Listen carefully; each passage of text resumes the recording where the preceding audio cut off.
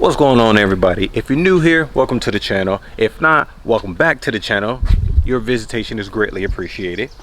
So I haven't done much to my Jeep. I haven't had a lot of time to record or anything, but there's been a few things here and there that I have done. So just today, that's what I'm gonna do. I'm gonna go ahead and go over some of the things that I've done, and one slight thing that I'm gonna do today, which is kind of a redoing of something that I've done in the past. But yeah, so let's just jump right into it. The first thing is this. I did these lights right here. They are connected to the turn signal, so when you unlock the car and all of that, they flash with the turn signal and everything. And then just the little carbon fiber accent around it, which came from Amazon. A lot of my stuff comes from Amazon. And then I went ahead and put the vinyl on there, and it is gray vinyl. I'm going with a whole white and gray theme, so I did the gray vinyl, gloss vinyl. And then I also added a gray rally stripe down the center, well, off center. It's definitely off center. And then if you come around back, I added this as well, the gray stripe in the back, and redid the Gladiator, which I already had on there, but I just redid the Gladiator, so now I have the gray stripe. The next thing I did was, it's hard to see probably, but if you peek in there, you can see the synergy stabilizer. I did that, which made a major difference. I live in the country, so when you're driving from where I live into town, I live in a small town, there's nothing around it. So it's just open space, so the wind is really, really strong right there, and it just blows and sways. So I constantly have to adjust steering. Originally when I got it, it's not bad, but it's definitely noticeable. With the synergy stabilizer or bracket or whatever the hell you want to call it, that has been cut down significantly. I can pretty much let the wheel go and it'll stay straight. I don't, obviously, because it's not safe, but I don't make those micro adjustments anymore. So that actually took a while to put in, though. I've had that for about a month or so. I just haven't put it in until recently. So great purchase. The next thing I did is on the inside, kind of, well, it is on the inside, but it's this right here. Got the little Gladiator side step protection or whatever, with the carbon fiber and the blue Gladiator sign on the inside. That's also part of the theme, carbon fiber, gray, and then on the inside is where I'm gonna do blue accents. So I got that on the front and back of both sides and whatever. Looks pretty cool. Those are just vinyl stickers or carbon fiber sticker or whatever, just to put on there. They hold up, so they hold up pretty good right now. We'll see how long they last. The next thing I did is this thing right here, the Hike It.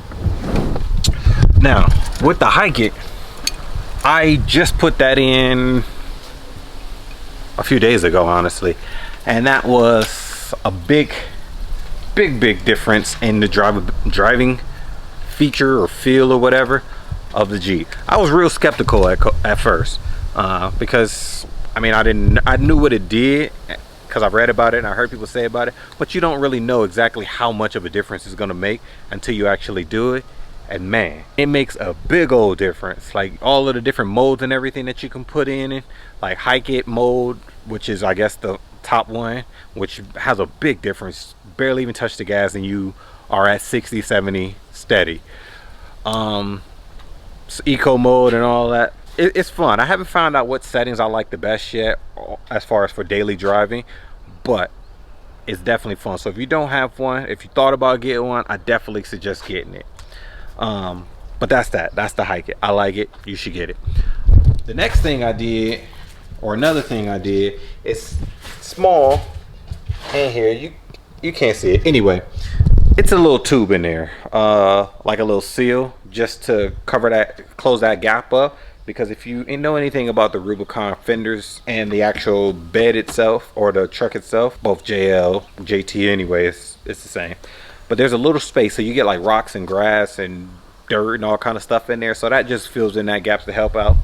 And you can see I got the leads in there, and with a quick blow, it just blows right out. Whereas before I put those in, that would be stuck in there and I had to pretty much dig it out or slightly remove the fender for it to come out. So that's if you don't have that, if you have the Rubicon fenders, or if you're thinking about getting the Rubicon fenders, I definitely suggest that. I'll put the links to everything that I have, except for the lights. I don't know where the lights came from, honestly. I think I got them off eBay. If I can find the lights, the side marker things, I'll put those in there. Another thing that I did, which in my last video, I did audio. Y'all saw I put the sub box in there.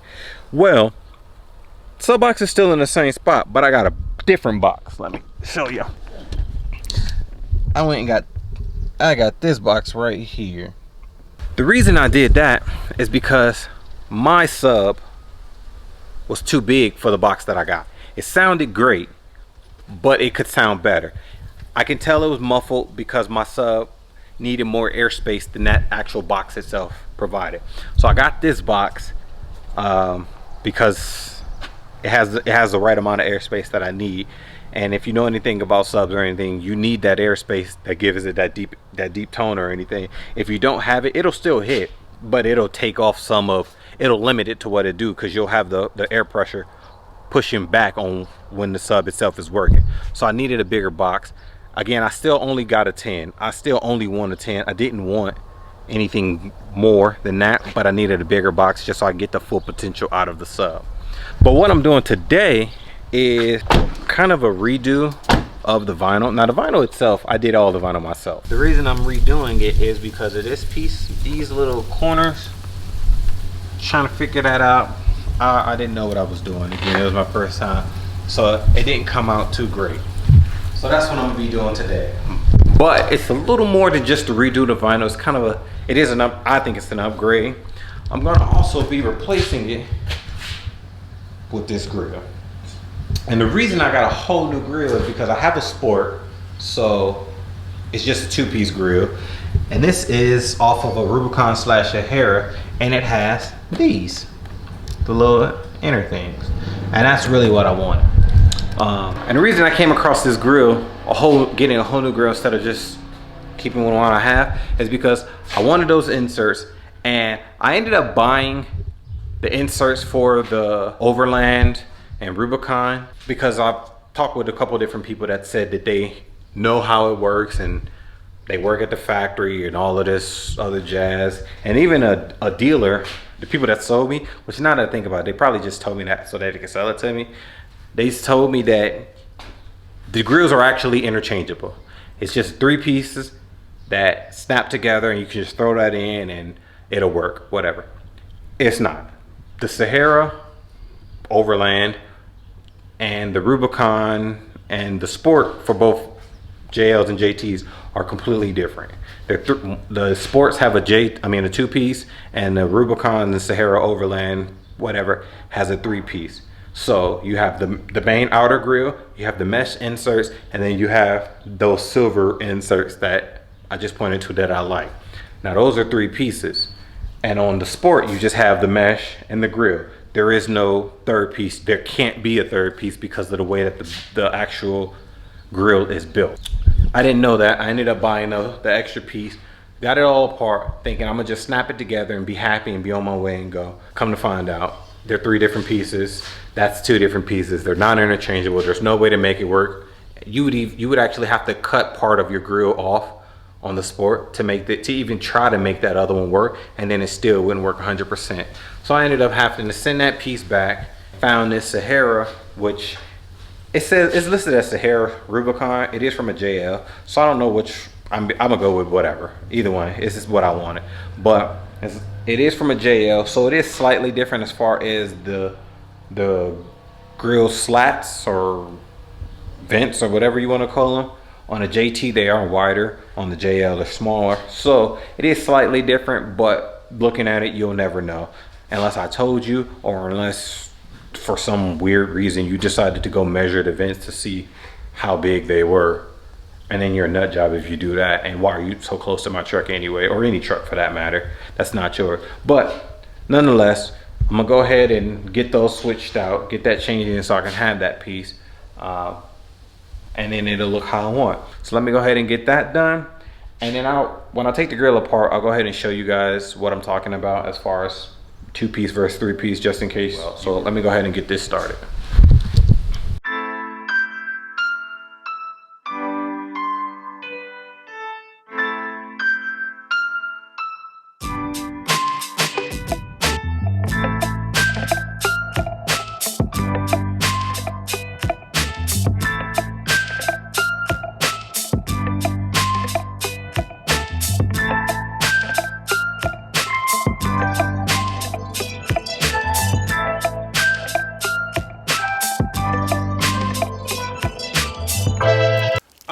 there's a whole nother day. I took a break. That break ended up being 3 days because I got frustrated trying to take the grill apart. So this little, where's that? This little clip right here, that shit gave me the only problem. Cause I thought you had to push it in like that to get it and it wouldn't come out. But, so I just pulled it thinking I was scared to break it, but it didn't break. I just pulled it out. So, if you come across that, just pull it. Be careful, but just pull it. It shouldn't break, at least mine didn't on either side.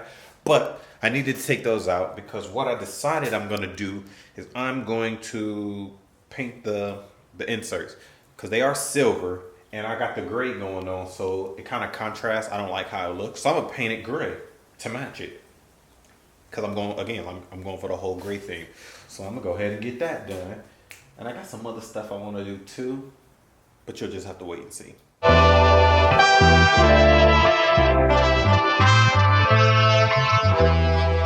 I just want to give a quick explanation of what I did.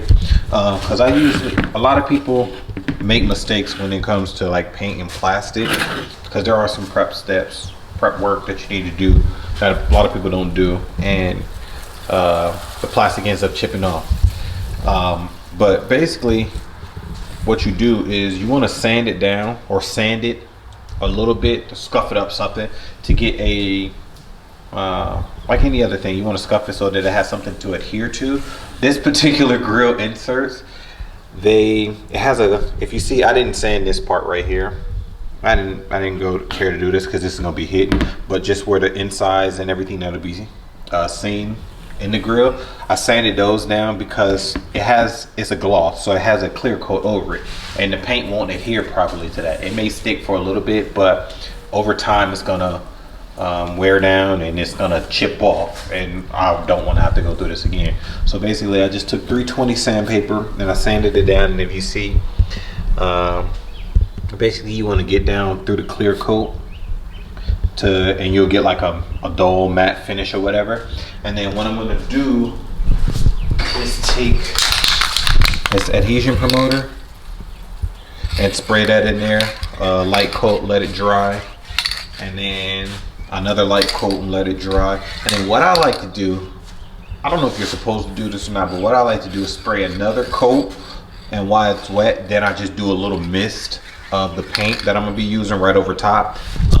That way it kind of sticks between them two, is what, in theory, is what I think it does. I don't know if that was true, but it's worked so far. So again, this adhesion promoter, it's like, I don't even know how much this is, like $12, $10, $12 or whatever at an auto store. But yeah, so let me go ahead and get that done.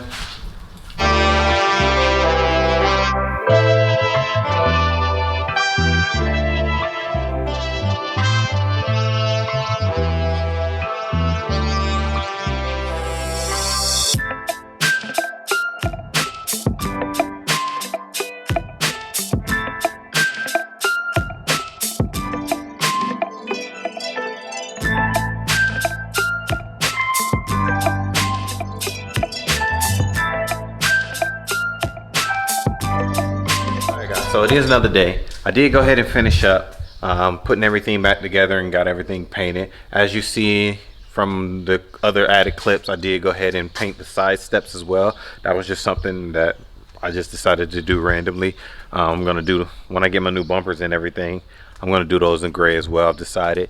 So to go along with the white and gray theme. I did lose the footage of me putting the grill and stuff back together and then explaining the 2 parts versus the 3 parts of the grill, and I'm sorry about that, but this is what it looks like. Let's see if I can get a little closer. You can see it matches well with the gray stripe. But you can see in the inside headlights and everything. And then you come down to the side steps, and you see those are painted as well. So overall it turned out pretty good. I got a lot more stuff that I'm going to be doing to the truck, of course, to get that whole gray and white appearance to it. I'm also going to be doing blue accents. I know I said that before. I'm thinking about doing a couple of blue accents and everything on the outside of the truck, excuse me, to tie it all into it. But yeah, so it's going to be white, gray, and blue. But more to come in the next videos and everything. But thank you for your time. Thank you for checking out my video. Don't forget to like, comment, subscribe. And yeah, I'll catch you in the next one.